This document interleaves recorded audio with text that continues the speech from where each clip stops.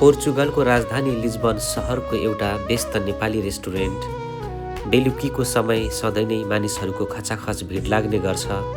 नयाँ पुराना ग्राहकहरूले रेस्टुरेन्ट भरिभराउ हुन्छ। त्यहाँ लामो समयदेखि वेटरको काम गरिरहेकी एक स्मार्ट केटी पनि छिन्।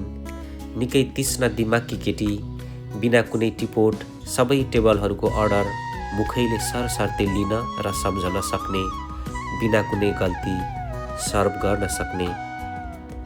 यसरी सबै टेबलका अर्डरहरू सोधपुछ गरेर याद गरेपछि निश्चित गर्नलाई एकपटक सबैलाई दोहोर्याएर सुनाउँछिन् अनि किचनतिर लाग्छिन्। केटीको यो प्रतिभाको कदर स्वरूप ग्राहकहरू एकैसाथ परर ताली बजाएर प्रतिक्रिया जनाउँछन् र यस्तो हरेक दिन हुने गर्छ, एउटा रुटिन जस्तै। माथिबाट भगवान हेर्छन् ती तालीहरूको संयोजन। एक ताली भवन निर्माणमा काम गर्ने कुनै परिश्रमी मजदुरको ठेला उठेको हातको छ। एक ताली आफ्नै साथीको गला घोट्ने कुनै धोकेबाजको छ। एक ताली कोही कविको कोमल हातको पनि छ।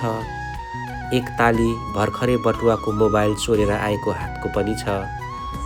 एक ताली कुनै सहयोगी सहृदयी हातको पनि छ।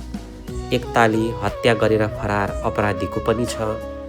एक ताली भर्खरै अपरेसन सकेर आएको डाक्टरको पनि छ। तसर्थ गुन्जिएको ताली एकै लयको भए पनि अलग कर्म गर्ने गरेका हातहरूको सहभागिता छ यसमा।